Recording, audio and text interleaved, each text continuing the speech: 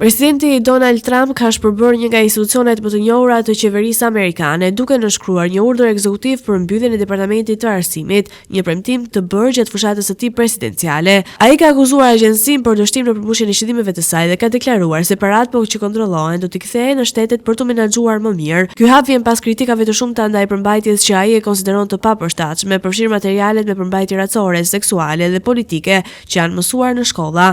Në një deklaratë të lëshuar nga Departamenti i Arsimit, agjencia e cilësoi këtë vendim si një hap historik që do të sjellë mundësi për suksesin e studentëve amerikan. Ata besojnë se shpërbërja e departamentit do të çlirojë sistemin arsimor dhe do të mundësojë mundësi më të mira për brezat e ardhshëm. Shtëpia e Bardhë ka konfirmuar se administrata e Trump do të reduktojë funksionet e mbetura të departamentit, por ka theksuar se kjo mund të ndodhë vetëm brenda kufizimeve ligjore. Pas këtij njoftimi, senatori republikan Bill Cassidy ka deklaruar se do të paraqesë një projekt ligj në Kongres për të mbyllur përfundimisht Departamentin e Arsimit. Ky veprim mund të përballet me pengesa ligjore, pasi kërkon ndryshime të rëndësishme në legjislacionin federal.